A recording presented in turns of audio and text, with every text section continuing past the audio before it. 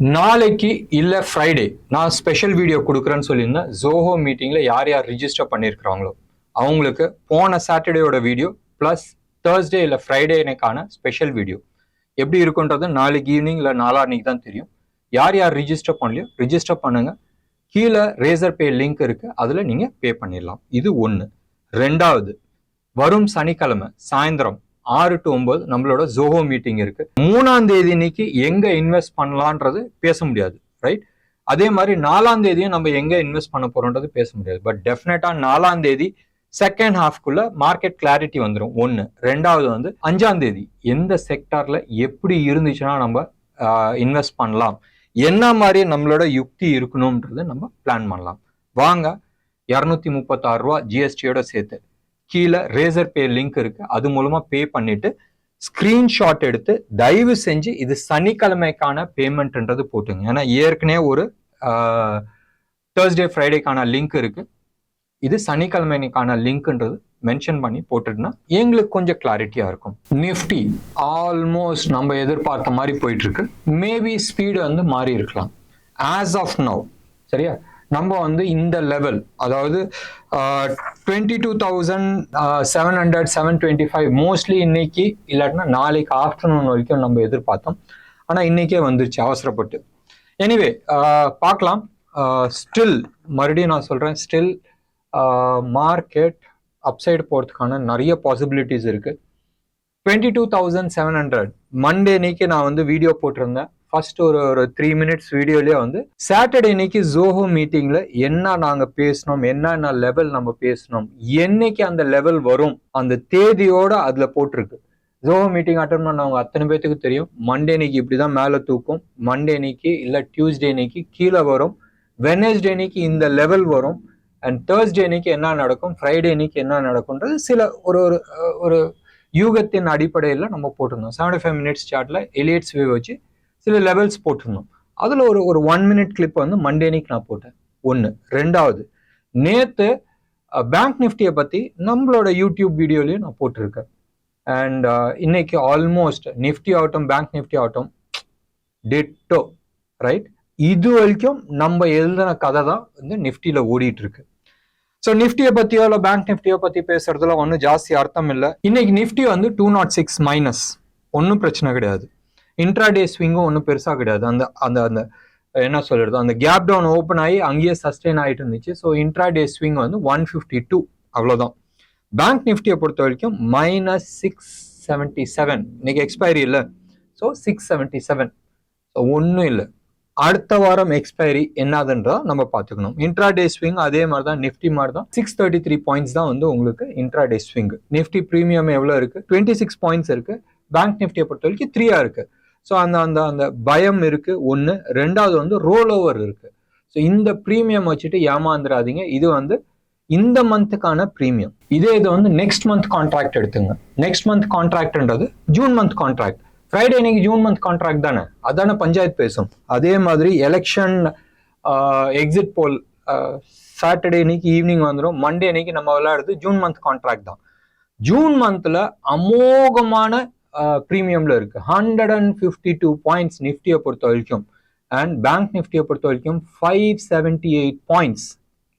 நான் போன மாசமும் நான் சொன்னேன், இந்த சினிமாலாம் சொல்லுவாங்க தெரியுமா, முன்னாடி ஒரு ஃபிலிம் காட்டி பின்னாடி பூந்து உடைப்பாங்கன்னு, அந்த கதை தான் இது நடந்துட்டு இருக்கு. நிஃப்டியில பேங்க் நிஃப்டியில வெறும் 3 பாயிண்ட்ஸ் ப்ரீமியம்ல வச்சிருக்காங்க. ஆனா நெக்ஸ்ட் மந்த்ல ஆல்மோஸ்ட் 600 பாயிண்ட்ஸ் ப்ரீமியம்ல வச்சிருக்காங்க. ஞாபகம் வச்சுங்க, மாட்டிக்காதீங்க ஷார்ட் பண்ணி. நிறைய பேர் வந்து ஃபோன் பண்ணி கேட்டுட்டு இருந்தாங்க, ஷார்ட் போட்டுமான்னு. அந்த விளையாட்டு கிடையாது. இன்னைக்கான ப்ரோக்ராம் ஃபுல்லா பாருங்க. இன்னைக்கு ப்ரோக்ராம்ல நிறைய இன்ட்ரெஸ்டிங் டேட்டாஸ் நான் கொடுக்குறேன், இன்ஃபர்மேஷன்ஸ் நான் கொடுக்குறேன். 2, அடுத்த 8-10 வருஷத்துல நிஃப்டி எங்க போகுன்றது நம்ம டிஸ்கஸ் பண்றோம். Plus SEBI, right? எலெக்ஷன் வருதுல்ல, ஸோ எலெக்ஷன் வரும்போது செபியும் ரெடி ஆகணும்ல. அப்பர் சர்க்கியூட் லோவர் சர்க்கியூட் அடிச்சிச்சுன்னா 2004ல வந்து எல்லாருமே வந்து வாஜ்பாய் கவர்மெண்ட் வந்து இந்தியா ஷைனிங்ன்ற கேம்பெயின் போட்டிருந்தாங்க. வாஜ்பாய் ஆட்சி வரும்ன்றது எதிர்பார்த்தாங்க. பட் வந்தது வந்து யூபிஐ ஆட்சி. அப்போ வரும்போதும் லோவர் சர்க்கியூட்ல வந்து மார்க்கெட் அடிச்சு ஆல்மோஸ்ட் அன்னைக்கு 2 நாள்ல வந்து க்ளோஸ். இதே மாதிரி ஆச்சுனால் ரைட்? எல்லாருமே வந்து மோடி வந்து 400 சீட்ஸ் இல்லைன்னா 370 சீட்ஸ்ன்றாங்க. டப்புன்னு தலைவர் வந்து 200 சீட் வந்தால் என்ன ஆகும்? மார்க்கெட் என்ன ஆகும்? ரைட்? அதுக்கும் ரெடியாக இருக்கணும்ல. ஸோ நம்ம ரெடி ஆகுமோ இல்லையோ, செபி ரெடி ஆயிடுச்சு. அதுக்கான டேட்டாஸும் வந்து கொடுத்துருக்குறாங்க. ஆல்மோஸ்ட் எல்லா வாட்ஸ்அப் குரூப்லேயும் வந்திருக்கு. நம்ம ஃபர்ஸ்ட் அந்த பார்த்துடலாமே அந்த டேட்டாவே. எலெக்ஷன் ரிசல்ட் இன்னைக்கு ரைட் காலையில் 9:15 இருந்து 1 மணிக்குள்ள வந்துச்சு. லோவர் சர்க்கியூட் 10% அடிச்சிச்சுன்னு சொன்னால் டப்புன்னு ஒரு 45 மினிட்ஸ் மார்க்கெட்டை நிப்பாட்டிடுவாங்க. அதுக்கப்புறமா 15 நிமிஷம் வந்து ப்ரீ மார்க்கெட்டு, அதுக்கப்புறமா மார்க்கெட் ஓப்பன். இதே இது வந்து 1 to 2 லோவர் சர்க்கியூட் அடிச்சிச்சு, ஒரு 10% அடிச்சிச்சுன்னு சொன்னால் மறுபடியும் வந்து ஒரு 15 நிமிஷம் மார்க்கெட்டை நிப்பாட்டிடுவாங்க. அடுத்தது 15 நிமிஷம் ப்ரீ ஓப்பன். இதே இது வந்து 15% லோவர் சர்க்கியூட் அடிச்சிச்சு ரைட் 1 மணிக்குள்ளன்னு சொன்னால் 1.25 மணி நேரம் 1 hour 45 minutes market halt and 15 minutes pre open. 1 to 2 right அந்த இதில் வந்து லோவர் சர்க்கியூட் அடிச்சிச்சு ஒரு 15% கீழே வந்துச்சுன்னு சொன்னால் 45 minutes நிப்பாட்டிட்டு மறுபடியும் ஒரு 15 minutes ப்ரீ ஓப்பன். 2 மணிக்கு மேலே 15% கீழே வந்துச்சுன்னா மார்க்கெட் க்ளோஸ் ரைட். இதே இது 20% கேப் டவுனில் ஓப்பன் ஆகுதுன்னு வச்சுங்க. சாட்டர்டே இன்னைக்கு நம்மள எக்ஸிட் போல்ல வந்து பிஜேபி கவர்மெண்ட் வந்து வெறும் 200 சீட்டு தான் வரப்போகுது, இல்லை 180 சீட்டு தான் வரப்போகுது சொன்னால் லோவர் சர்க்கியூட் வரதுக்கான நிறைய சான்சஸ் இருக்கு. ஸோ 20% வந்துச்சுனால் அன்னையோட மார்க்கெட் க்ளோஸ், ஓப்பன் கிடையாது. ஸோ இது மாதிரி ஒரு சினாரியோஸ் வந்து சிபி வந்து கொடுத்துருக்கு. அண்ட் இது மனசில் வச்சுங்க. இது வந்து மண்டே அன்னைக்கு ப்ளே பண்ண வேண்டிய விஷயம். அடுத்த 10 வருஷத்துல நிஃப்டி எங்க போகும் டிஸ்கஸ் பண்ணலாம். ப்ரோக்ராமை தொடர்ந்து பாருங்க. இன்னைக்கு மார்க்கெட் பத்தி அப்டேட்ஸ் அவ்வளவுதான். வேற இந்த ஸ்டாக் அப்படி போச்சு, இந்த செக்டர் அதுன்ற சொல்றதுல அர்த்தம் கிடையாது. அண்ட் நிறைய பேர் வந்து இந்த சமயத்துல வந்து இந்த ஸ்டாக் வாங்கலாமா அது வாங்கலாமான்னு கேட்டால் சார்ட்டை பாருங்க. சார்ட்ல வோலட்டாலிட்டி இருக்கு, அந்த வோலட்டாலிட்டி தாங்கிறதுக்கான சக்தி இருக்கு ரைட். ஒரு ஸ்விங் வந்து எப்பயுமே ஏடிஆர்னு ரைட் டெக்னிக்கல் அனாலிசிஸ்ல வந்து ஒரு indicator ADR, average true range right. ஆவரேஜா நீங்க வந்து 1 day ஏடிஆர் வச்சா எவ்வளவு பெர்சன்டேஜ் மூவ் ஆகும்னு அதுல கொடுத்துருக்கோம். இல்ல 15 மினிட்ஸ்ல எவ்வளவு பெர்சன்டேஜ் மூவ், அந்த பெர்சன்டேஜ் உங்களால தாங்க முடியும் 1.5%. அதுல இப்ப சப்போஸ் ஏடிஆர் வந்து 50 இருக்குன்னு சொன்னால் அதுல 1.5ன்றது 75. அது தாங்க முடியும்னு சொன்னால் நீங்க வந்து ட்ரேட் பண்றதுல அர்த்தம், அல்ல பை பண்றதுல அர்த்தம். இல்லைன்னு சொன்னால் ஓரத்துல ஒதுங்கி நிக்கிறது புத்திசாலித்தனம். 1. 2வது ஆப்ஷன்ஸ் பத்தி நீங்க பேசிட்டு இருக்கீங்க. ஆப்ஷன்ஸ் வாங்கலாம், நிச்சயமா வந்து ஜாக்பாட் இருக்கு, இல்லைன்னு நான் சொல்ல. ஆனால் ஆப்ஷன் ரைட்டருக்கும் ரிஸ்க் இருக்கு, ஆப்ஷன் பையர்ஸ்க்கு மேக்சிமம் ரிஸ்க் என்ன ஆக போகுது, ப்ரீமியம் காலி ஆக போகுது. பட் ப்ரீமியமும் இந்தியா விக்ஸ் வந்து ஆல்மோஸ்ட் 4 years 5 years ஹைல நிக்குது. ஸோ அப்படி இருக்கும் போதும் டெஃபினட்டா வந்து ப்ரீமியம் ஜாஸ்தியா இருக்கும். மோஸ்ட் லைக்லி ப்ரீமியம் வந்து Tuesday right. If suppose exit போல் வந்து ஒன் சைடடா இருக்கு சொன்னால் மண்டே அன்னைக்கே வந்து ஐவி ரைட் இம்ப்ளாய்டு வோலட்டாலிட்டி ஆகட்டும், இந்தியா விக்ஸ் ஆகட்டும் பஞ்சர் ஆயிடும். பஞ்சர் ஆயிடுச்சுன்னா அவங்க ஆப்ஷன் புஷ் ரைட். ஸோ இது மனசுல ஞாபகம் வச்சுங்க. இந்தியா விக்ஸ்ன்றது ஆப்ஷன் ப்ரீமியம். இது மாதிரி சமயத்துல டென்ஷனான பீரியட்ல ஆப்ஷன் ப்ரீமியம் வந்து காணாம போறதுக்கு காரணம் வந்து வோலட்டாலிட்டி. அது மட்டும் ஞாபகம் வச்சுங்க. ப்ரைஸ் என்ன ஏறினாலும் உங்க ஆப்ஷன் ப்ரைஸ் ஏறாது, அது காரணம் அது. ஸோ வாங்கும் போதும் பார்த்து வாங்குங்க. இன்னைக்கு செய்தி ஆல்மோஸ்ட் ஒரு 11 செய்தி வச்சிருக்கிறேன். அண்ட் எல்லாமே வந்து இம்பார்ட்டன்ட் செய்தி. அந்த ஒரு ரீசன்னால தான் ரொம்ப நாள் கழிச்சு நான் செய்தியும் நான் வந்து சொல்லிட்டு இருக்கேன். ஃபர்ஸ்ட் வந்து நம்ம நிர்மலா சீதாராமன் அவங்க வந்து சொல்லியிருக்கிறாங்க கேபெக்ஸ். அவங்க சொல்ல பேசிக்கா அவங்க வந்து இந்த எலெக்ஷனுக்கு முன்னாடி வந்து மினி பட்ஜெட் போட்டாங்களா, அதுல வந்து கேபெக்ஸ் இருக்குல்ல, கேபெக்ஸ்ன்றது கேபிட்டல் எக்ஸ்பெண்டிச்சர். இந்த பிரிட்ஜு கட்டுறது, டேம் கட்டுறது, ரோடு கட்டுறது, பைப் லைன் போடுறது, இது மாதிரி வந்து செலவு வந்து 11,11,000 கோடி. எவ்வளோ? 11,11,000 கோடி வந்து இந்த ஃபைனான்சியல் இயர்ல வந்து நாங்கள் ஸ்பெண்ட் பண்ண போறோன்றது சொல்லியிருந்தாங்க.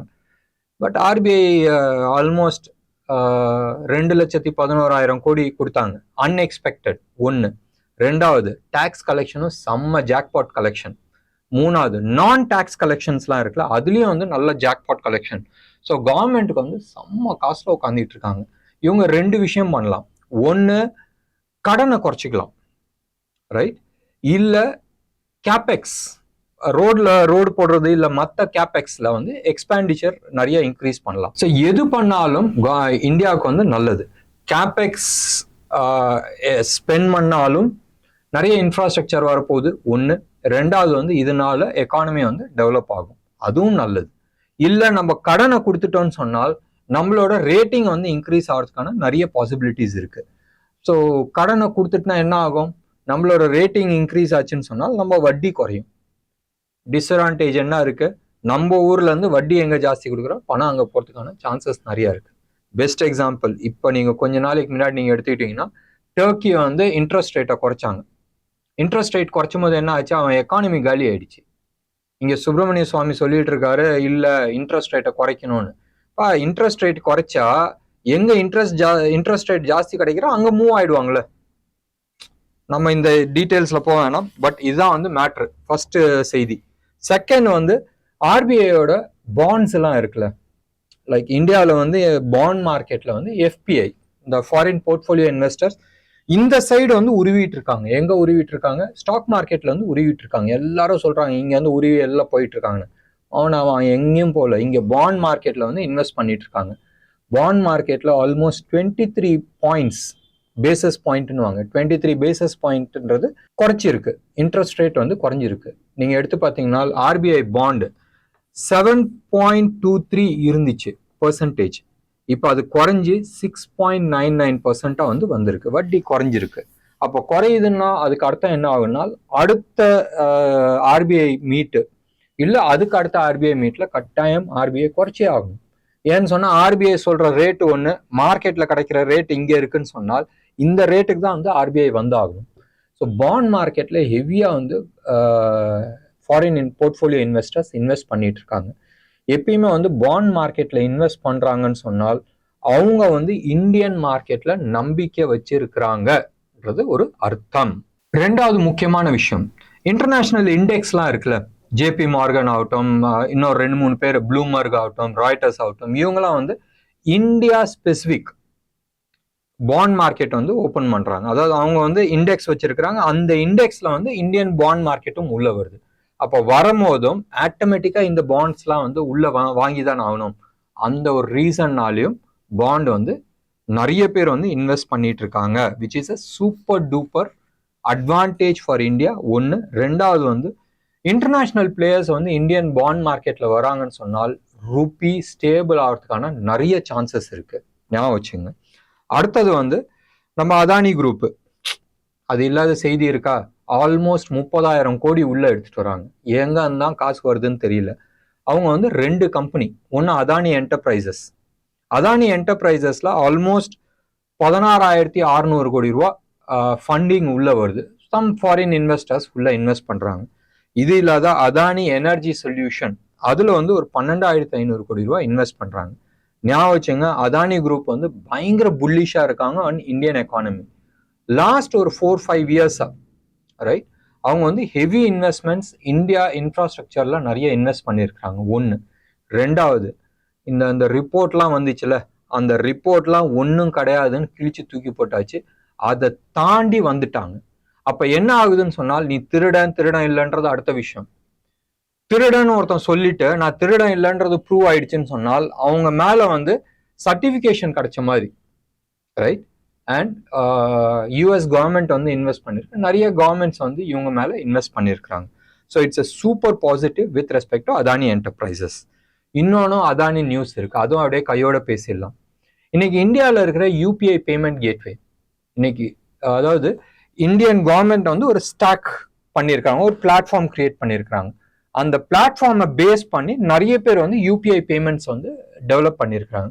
ஃபர்ஸ்ட் வந்தது பேடிஎம், அடுத்தது நிறைய பேர் வந்தாங்க, ரைட். பேங்க் சேவிங்ஸ் எல்லாம் நிறைய பேர் வந்து பே ஃபோன் ஆகட்டும், ரேசர் பே ஆகட்டும், நிறைய கம்பெனிஸ் வந்து அது மாதிரி ஃபின்டெக் கம்பெனிஸ் நிறைய வந்திருக்கிறாங்க. இப்போ அதானி குரூப் அவங்க வந்து இந்த யூபிஐல உள்ள வரப்போறேன் ஒன்று. ரெண்டாவது வந்து கிரெடிட் கார்டு டெபிட் கார்டில் நான் வரப்போறேன். டெபிட் கார்டு வராது, கிரெடிட் கார்டில் வருவாங்க. அண்ட் அதர் பேமெண்ட் ஃபைனான்ஸ் பிஸ்னஸ்ல நான் வரப்போறேன்றது ஒரு செய்தி. ரெண்டாவது செய்தி, நம்ம பேடிஎம் ஓனர் இருக்கார்ல, அவரு கூட பேச்சுவார்த்தை நடத்திட்டு இருக்காங்க. நாங்கள் பேடிஎம்ல ஒரு ஸ்டேக் எடுக்க போறோன்றது. இன்னைக்கு அப்பர் சர்க்கியூட் 5% டப்புன்னு தூக்குச்சு. இது நியூஸ் வந்து அன்கன்ஃபர்ம்டு, ரைட்? ஸ்டேக் பேசிட்டு இருக்காங்கன்றது அன்கன்ஃபர்ம்டு. ஆனா இன்னைக்கு அப்பர் சர்க்கியூட், மார்க்கெட் ஓப்பன் ஆனோடனே அப்பர் சர்க்கியூட், நாளைக்கும் ஆகும் நாளான்னைக்கும் ஆகும். 3 நாள் மேல ஆச்சுன்னா 15% அப்பு, லக்கு. அடுத்தது வந்து நம்ம ஜியோ இன்ஃபோடெக். ஜியோ ஃபைனான்ஸ் உங்களுக்கு தெரியும், பொண்ணுக்கு வந்து பண்ணி கொடுத்துட்டாங்க. இது வந்து அடுத்த பையனுக்கு வந்து ஜியோ இன்ஃபோடெக். அது வந்து நாங்க ஐபிஓ வரப்போறோம். இந்த ரிலையன்ஸ் இண்டஸ்ட்ரியில நிறைய குட்டி குட்டி குட்டி குட்டி கம்பெனிஸ் எல்லாமே இருக்கு. இவங்க எக்ஸ்பான்ஷன் பண்ணும் போதும் எல்லாமே ஒரே கம்பெனில வச்சுட்டாங்க. ஏன்னு சொன்னால் ரிலையன்ஸ் இண்டஸ்ட்ரியில வர லாபம் இந்த கம்பெனில செலவு பண்ற நஷ்டம் ஆஃப்செட் பண்ணிக்கலாம்ல. நான் டாக்ஸ் கொடுக்கறதுக்கு பதிலாக நான் வந்து இங்க செலவு பண்ணிக்கலாம். அப்படிதானே ஜியோ வந்து உங்களுக்கு 1 இயர் ஃப்ரீயா கொடுத்தாங்க. ஃப்ரீயா கொடுக்கும்போது அவன் எப்படியா இருந்தாலும் டாக்ஸ் கட்டி ஆகணும். நம்ம என்ன சொல்றது, ஆளுங்களுக்கு சம்பளம் போட்டாகணும், ஸ்பெக்ட்ரம்க்கு காசு கட்டி ஆகணும், இன்ஃப்ராஸ்ட்ரக்சர் போட்டதுக்கு காசு கட்டி ஆகணும். வட்டி வாங்கினாங்க தெரியுமா, 2.5 லட்சம் கோடி இன்வெஸ்ட்மெண்ட், அதுக்கு வட்டி கட்டி ஆகணும். அந்த பணம் எல்லாம் எங்க போச்சு? ரிலையன்ஸ் இண்டஸ்ட்ரியில வந்த லாபம், அவங்க பெட்ரோகெமிக்கல் பிசினஸ்ல வந்த லாபத்தை இங்க வர நஷ்டத்தை வந்து ஆஃப்செட் பண்ணாங்க. புத்திசாலித்தனம். இது வந்து தமிழ்நாட்டில் இருக்கிற ஒரு பிரபலமான ஆடிட்டர் சொன்னாரு, பாரு ரிலையன்ஸ் வந்து வெறும் 3000 கோடி தான் வந்து செலவு பண்ற, டாக்ஸ் கட்டுறாங்க, ஆனா லட்சத்துல வந்து இது பண்ணிட்டு இருக்காங்க. பண்றது எல்லாம் ஆடிட்டர்ஸ் தானே. அவரே ஆடிட்டரா இருந்துட்டு ரிலையன்ஸ் மேல இப்படி அபாண்டமா சொல்றது வந்து அவர் தொழிலுக்கு துரோகம் பண்றாருன்னு அர்த்தம். நான் யாரை பத்தி பேசுறேன்றது உங்களுக்கு தெரிஞ்சிருக்கும். ஸோ ஜியோ இன்ஃபோடெக் அவங்க தான் வந்து ஃபர்ஸ்ட் ஐபிஓ வர போறாங்க. அந்த குரூப்ல ஆல்மோஸ்ட் $100 பில்லியன் வந்து மார்க்கெட் கேப்பா இருக்கும். நினைச்சு பாருங்களேன், அப்பாவை மிஞ்சின கம்பெனியா இருக்கும். ரிலையன்ஸ் இண்டஸ்ட்ரியோட ஜாஸ்தி வேல்யூவேஷன்ஸ் இருக்கும். டெஃபினட்டா நிறைய பேர் அதை போட்டுட்டு வந்து இன்வெஸ்ட் பண்ணுவாங்க. ஏன்னா ஏற்கனவே அதுல ஸ்டேக் யாரு, தலைவர் 2 பேர்த்தையும் கூப்பிட்டு போட்டிருக்கான். யாரு? மைக்ரோசாஃப்டும் இருக்கிறான், கூகுளும் இருக்கு, மெட்டாவும் இருக்கு. ஸோ 3 பேருமே அதுல இருக்கும் போதும் ஐபிஓ எப்படி இருக்கும்? பக்காவா இருக்கும். உலகத்துல எனக்கு தெரிஞ்சு 3 கம்பெனியுமே ஸ்டேக் வச்சிருக்கிற கம்பெனி ஒன்னே ஜியோ மட்டும்தான் இருக்குன்றது ஒண்ணு. ரெண்டாவது, ரீசெண்டா ஒரு பேச்சு அடிபட்டுச்சு, ஜியோ லைக் ஏர்டெல் ஆப்பிரிக்காலையும் நாங்க வந்து லான்ச் பண்ண போறோம். வந்துருச்சுன்னா ஐபிஓ எல்லாம் சும்மா அப்படி பிச்சுக்கிட்டு போகும். எனக்கு தெரிஞ்சு ரிலையன்ஸ், நான் அந்த 3152 நான் ஒரு லெவல் சொல்லியிருந்தேன், அந்த லெவல் வரதுக்கான பாசிபிலிட்டிஸ் இருக்கு. அது வந்து இந்த மந்த் கான்ட்ராக்ட்ல வருதா இல்ல மண்டே வருதான்றது தெரியாது, பட் வந்துடும். அடுத்தது வந்து ஃபேம் 3. நம்ம இந்த எலக்ட்ரிக் பைக் எல்லாம் இருக்குல்ல, அதுக்கு வந்து சப்சிடரி எல்லாமே போயிடுச்சு. இந்த மே 31 வாங்குங்க, இல்லாட்டினா ஜூன் 1 இருந்து கிடையாதுன்னு கவர்மெண்ட் வந்து சொல்லியிருக்கப்பா. நான் வந்துருவோம், வந்தோடனே 3வது ஸ்கீம் போட்டுருவோம். 1 ஆயிடுச்சு, 2 ஆயிடுச்சு, அது வந்து எக்ஸ்பைரி ஆயிடுச்சு. 3வதும் வந்து நாங்க வந்தோடனே வந்து ஆரம்பிச்சிடுவோம், வெயிட் பண்ணுப்பா, காசு கொடுத்தெல்லாம் ஜாஸ்தி வாங்காதீங்கன்ற மாதிரி ஒரு ஹிண்ட் கொடுத்துருக்குறாங்க. அடுத்தது வந்து ஒரு ஹெலிகாப்டர் கம்பெனி, இட்டாலியில இருக்கிற ஒரு ஹெலிகாப்டர் கம்பெனி பேர்லாம் சொல்லிட்டு இருக்காங்க. நாங்க அவங்க வந்து ஏற்கனவே வந்து மாட்டினாங்க. எது? நம்ம யூபிஐ கவர்மெண்ட் வந்து ஒரு 6 ஹெலிகாப்டர் விவிஐபிஸ்கோசரம் ஒரு ஹெலிகாப்டர் வாங்கினதுல ஒரு பஞ்சாயத்தாயி அந்த ஹெலிகாப்டர் கான்ட்ராக்டை நிப்பாட்டினாங்க. அது வந்து இட்டாலி கவர்மெண்ட்டும் வந்து அதுல ஒரு பங்குதாரர். அவங்க வந்து இந்தியாவில் செம்ம புல்லிஷா இருக்கப்பா, இந்த ஊர்ல கார் விற்கிற ஊர் இல்லப்பா, ஹெலிகாப்டர் விற்கலாம். அவங்க வந்து கான்ஃபிடென்ட்டா இருக்காங்க. பர் இயர் வந்து 30 ஹெலிகாப்டர் விற்கலாம் இந்தியாவில்னு. 30ன்னா 300 ஹெலிகாப்டர் விற்கலாம். நீ ஊன்னு சொல்லு, கவர்மெண்ட் வந்து வீட்டு மாடியில ஹெலிகாப்டர் இறக்கலான்னு பர்மிஷன் சொல்லு, 3000 கோடி விற்கலாம். ஸோ அந்த அளவுக்கு வந்து புல்லிஷ்னஸ் இருக்கு. இந்தியாவில் நிறைய ஹெலிகாப்டர்ஸ் வரணும். ஹெலிகாப்டர் சர்வீஸ் மிக மிக மிக அவசியமானது. ஸோ பயங்கர புல்லிஷா இருக்கு. இது 6வது செய்தி. 7வது செய்தி, வீட்டு நம்ம கோதுமை, ரைட்? 10 மாசம் ஹை. இது இந்தியாவில் இல்லப்பா, உலகம் எங்கும் 10 மாசம் ஹையை வந்து ஹிட் ஆயிருக்கு. அப்ப இந்தியாலையும் ரேட் இன்க்ரீஸ் ஆகுது. அதனால தானே இந்தியாவில் எக்ஸ்போர்ட் பேன் பண்ணாங்க ஃபர்ஸ்ட். 2வது நான் இம்போர்ட் பண்ண போறேன்னு சொல்லிட்டு இருக்காங்க. காரணம் பிளாக் சி. அங்க யுக்ரைன் ரஷ்யா போர் வந்து உச்சகட்டத்துல இருக்கு. இந்த வருஷம் அங்க வந்து கோதுமை வராது. இந்த வருஷம் வந்து ஒரு அஸ்ட்ராலஜிக்கலி சொல்லியிருக்கிறாங்க, பஞ்சம் இருக்கும். பஞ்சம்ன்றது உணவு தட்டுப்பாடு இருக்கும் 1. 2வது வந்து அண்டர் சி கேபிள்ஸ் இருக்குல்ல, கடல் கீழே போற கேபிள்ஸ், அந்த கேபிள் வந்து அடி வாங்கும். ரைட், இது வந்து யாரோ ஒருத்தர் வந்து அடிக்க போறாங்க. அப்படி அடிக்க போறாங்கன்னு சொன்னால் இன்டர்நேஷனல் டேட்டாஸ் எல்லாமே வந்து அடி வாங்கும். இது ரெண்டு மனசுல வச்சுங்க. எங்கேயாச்சும் இதை வந்து மறுபடியும் ரீடச் பண்ணலாம். அடுத்தது வந்து T+1 ட்ரேடிங் டே +1 டேல நம்ம வந்து செட்டில்மெண்ட் பத்தி பேசிட்டு இருக்கோம். ஃபர்ஸ்ட் வந்து சைனா பண்ணா, அடுத்தது இந்தியாவும் பண்ணிடுச்சு. இந்தியா வந்து ஃபாஸ்டஸ்ட் மார்க்கெட். இப்போ வந்து T+0 வந்துருச்சு இந்தியாவில். யூஎஸ் வந்து 100 வருஷம் கழிச்சு, ரைட், 100 வருஷத்துக்கு முன்னாடி T+1ல இருந்தாங்க, இப்போ மறுபடியும் T+1க்கு வந்திருக்கிறாங்க. இது வந்து செய்தி கிடையாது, ஒரு அடிஷ்னல் செய்தியா வந்து நான் சொல்றேன். ஹிண்டல்கோ வந்து அவங்களோட யூஎஸ் சப்சிடரி. அவங்க வந்து க்ளோஸ் அபவுட் $1 பில்லியன் $946 மில்லியன் வந்து ஐபிஓ லிஸ்ட் பண்ண போறாங்க. அந்த ஒரு ரீசனால தான் இன்னைக்கு வந்து மார்க்கெட் இவ்வளவு டவுன் இருந்தோம், ஹிண்டல்கோ வந்து அப்சைடு இருந்துச்சு. எனக்கு தெரிஞ்சு இந்த ஹிண்டல்கோ இந்த தான் ஹையா இருக்குன்ற மாதிரி ஒரு சின்ன ஃபீல். நாங்க எல்லாமே வந்து 670, 680, 685 இந்த 3 லெவல்ல வந்து எக்ஸிட் பண்ணியாச்சு. இந்த லெவல்ல நாங்க வந்து ஹோல்ட் பண்ணல, ஹிண்டல்கோ எக்ஸிட் பண்ணியாச்சு. ஸோ ஹிண்டல்கோ இன்னைக்கு நியூ ஆல் டைம் ஹையை வந்து ஹிட் ஆச்சு. அடுத்தது வந்து எல்ஐசி வந்து ஏற்கனவே உங்களுக்கு வந்து தெரியும், அவங்க வந்து இன்சூரன்ஸ் பிஸ்னஸ்ல இருக்கிறாங்க. India's largest and oldest insurance company. And IPO வந்தாங்க, நியூ ஹையை ஹிட் ஆச்சு. இதெல்லாம் பழைய கதை. புது கதை வந்து அவங்க ஹெல்த் இன்சூரன்ஸ்ல உள்ள வர போறாங்க. அடுத்தது நம்ம பிளேன்ஸ். உங்களுக்கு வந்து தெரியும், ஏர் இந்தியாவில் வந்து பிஸ்னஸ் கிளாஸ் தான் மெயினா, ரைட்? ஏர் இந்தியா ஆகட்டும், விஸ்தாரா ஆகட்டும், இவங்களாம் வந்து பிஸ்னஸ் கிளாஸ். நிறைய பேர் வந்து பிஸ்னஸ் கிளாஸ்ல வந்து டிராவல் பண்றாங்க. அண்ட் இன்டர்நேஷனல் லெவல்ல வந்து நீங்க போறீங்கன்னு சொன்னால் பிஸ்னஸ் கிளாஸ் இருந்தால் தான் நிறைய பேர் டிராவல் பண்ணணும்னு விருப்பப்படுவாங்க. இன்ஃபேக்ட் நீங்க வந்து எமிரேட்லாம் எடுத்துக்கிட்டா அவனோட பிஸ்னஸ் கிளாஸ், ஃபர்ஸ்ட் கிளாஸ் எல்லாம் அப்படி ஃபிலிம் காட்டுறது நிறைய பேர் பார்த்துருப்பாங்க. பட் இப்போ இண்டிகோ நம்ம மார்க்கெட் லீடர் 60% ஷேர் வச்சிருக்கிறாங்க. நானும் பிஸ்னஸ் கிளாஸ்ல வரப்போறேன்ற மாதிரி இன்ஃபார்ம் பண்ணியிருக்கிறாங்க. ஒன்று காரணம், அப்படி இல்லைன்னு சொன்னால் அழகா அப்படி பிளேட்ல வச்சு ஏர் இந்தியா கொடுக்குற மாதிரி ஆயிடும். ஏர் இந்தியா உங்களுக்கு தெரியும், பெரிய லெவல்ல வந்து பிளெயின்ஸ் இறக்கிட்டு இருக்காங்க. ஆல்மோஸ்ட் வாரத்துக்கு ஒரு பிளெயின் உள்ள வந்துகிட்டு இருக்கு. அப்படி வரும்போதும் பிஸ்னஸ் கிளாஸை ஃபுல்லா வந்து ஒதுக்கிடுவாங்க. அப்ப என்ன ஆகுனா, ஒரு ப்ரீமியம் கஸ்டமர்ஸ் இருக்கிறாங்களே, அந்த ப்ரீமியம் கஸ்டமர்ஸை வந்து கை விட்டுருவாங்க. அந்த ஒரு ரீசன்னால இண்டிகோ பிஸ்னஸ் கிளாஸ்ல வரேன்னு சொல்லியிருக்கிறாங்க. பட் பிஸ்னஸ் கிளாஸ்ல அவங்க சர்வைவ் ஆகுவாங்களா? ஏன்னு சொன்னால் அவங்களோட பிஸ்னஸ் மாடல் நீங்க எடுத்துக்கிட்டீங்கன்னா எக்கானமி கிளாஸ்ல தான் அவங்க வந்து மார்க்கெட் லீடர்ஸ்.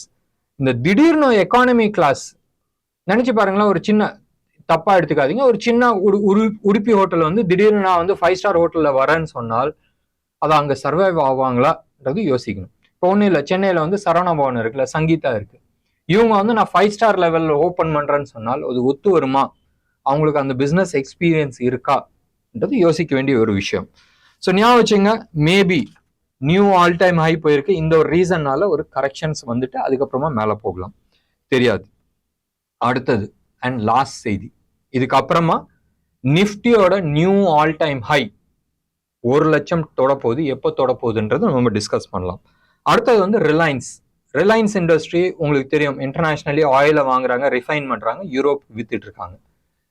ரஷ்யா கூட அடுத்த 1 இயருக்கு அக்ரிமெண்ட் போட்டிருக்காங்க. ரூபிள்ல நான் வந்து பே பண்றேன், ரைட்? இவ்வளவு நாள் ருப்பியில பே பண்ணியிருந்தாங்க, இப்போ நான் ரூபிள்ல பே பண்றேன். பே பண்ணிட்டு 1 இயர் கான்ட்ராக்ட் பிரைஸ் கன்ஃபர்மேஷன்ஸோட பண்ணியிருக்கிறாங்க. செம்ம ஜாக்பாட். இதுவும் ஒன் ஆஃப் த ரீசன்ஸா இருக்கலாம், apart from Jio Infotech. Nifty எந்த லெவல்ல டச் ஆகும், ரைட்?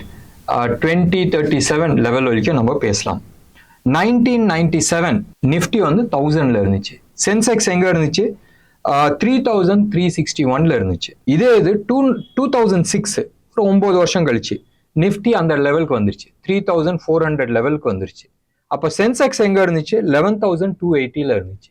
2006ல இருந்து ஒரு 10-12 வருஷம் 2018 எங்க இருந்துச்சு? 11171ல இருந்து நிஃப்டி இருந்துச்சு. சென்செக்ஸ் எங்க இருந்துச்சு? ஆல்மோஸ்ட் 34,000 லெவல்ல இருந்துச்சு. இப்ப அங்க இருந்து 2027 10 வருஷத்துக்கு ஒருத்தர சென்செக்ஸ் வந்து நிஃப்டி ஆயிடுது.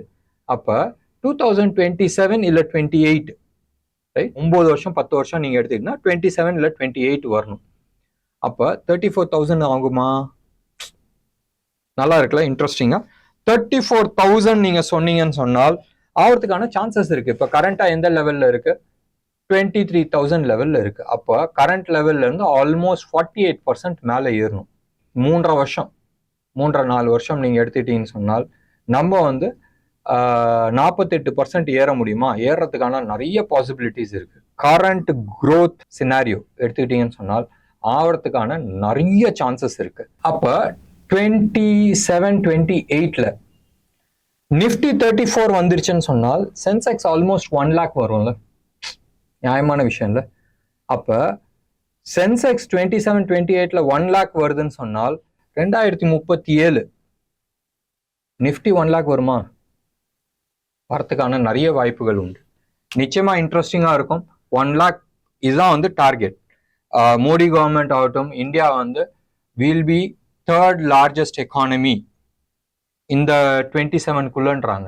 2nd largest economy or developed கண்ட்ரியா இருப்போம் 2047 போதும். டெஃபினட்டா வந்து 1 lakh அச்சீவ் பண்றது ரொம்ப ரொம்ப ரொம்ப ஈஸியா இருக்கிறதுக்கான பாசிபிலிட்டிஸ் இருக்கு. இந்தியாவில் 2 growth இன்ஜின் இருக்கு. ஒன்னு டெவலப்மெண்ட் டெக்னாலஜி. இது இல்லாத நம்ம மெயினா எங்க இருக்கிறோம்? Service industry. இப்ப மேனுஃபேக்சரிங்கும் உள்ள வந்துருச்சு. So technology plus service plus manufacturing உலகத்துல வேற யாருமே கிடையாது. அப்போ பிச்சுக்கிட்டு போமா போகாதா? நான் வச்சுங்க, இந்தியாவோட டெவலப்மெண்ட் ஸ்டோரி நான் 2019 இருந்து கத்திக்கிட்டு இருக்கேன். இங்க சான்ஸ் மாதிரி உலகத்துல வேற எங்கேயுமே சான்ஸ் கிடைக்காது. இன்வெஸ்ட்மெண்ட்டுக்கு ரெடி ஆகுங்க. என்ன நேயர்களே, இன்னைக்கு ப்ரோக்ராம் உங்களுக்கு பிடிச்சிருந்துச்சுன்னா லைக் பண்ணுங்க, ஷேர் பண்ணுங்க. டெஃபினட்டா உங்களோட கமெண்ட் பாக்ஸ்ல கொடுங்க. நன்றி, வணக்கம்.